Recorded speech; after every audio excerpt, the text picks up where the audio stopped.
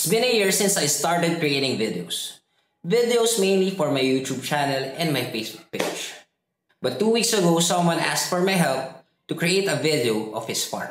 And because I was getting paid, I immediately packed my gears and went straight to the north to do my very first professional project. And for today, let me share to you the results of my first professional project as a freelance videographer.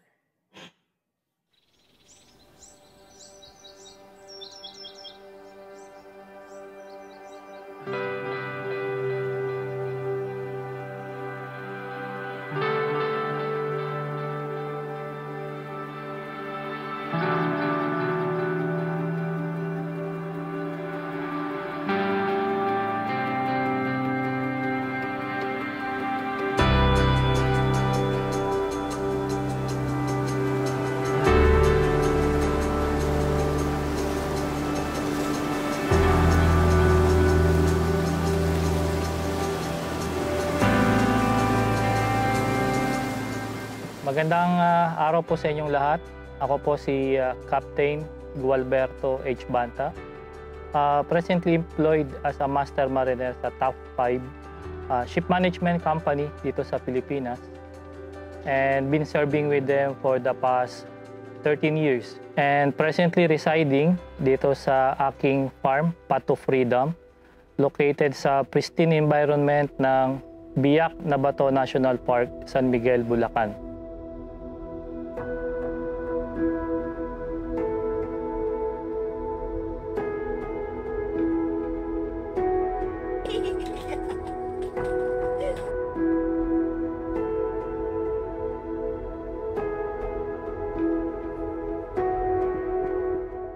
I've been living here in the farm since pandemic time, but prior to that, I've been developing this farm. I bought this farm 15 years ago when there was no concrete roads and facilities like electricity and water in the area. But during the pandemic, I made sure that my family is safe during that time.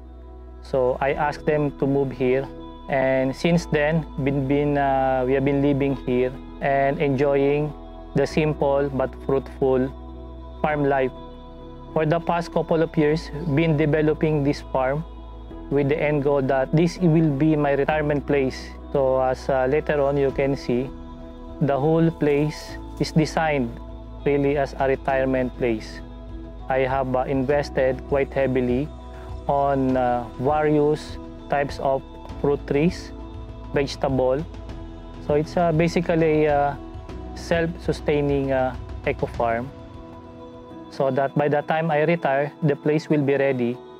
And I envision myself and my wife to be walking and just picking up the fruits and vegetables that we'll be needing for the day.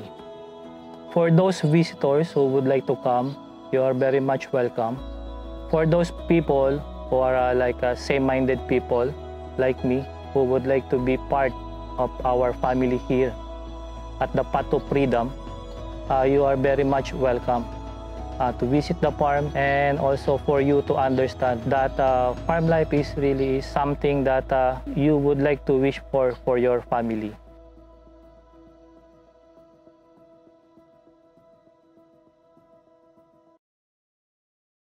And that is my very first professional video. Any comments, suggestions, thoughts, please do write it in the comment sections below. Criticize it if that's what you're into, and I will see you to the next video. Peace.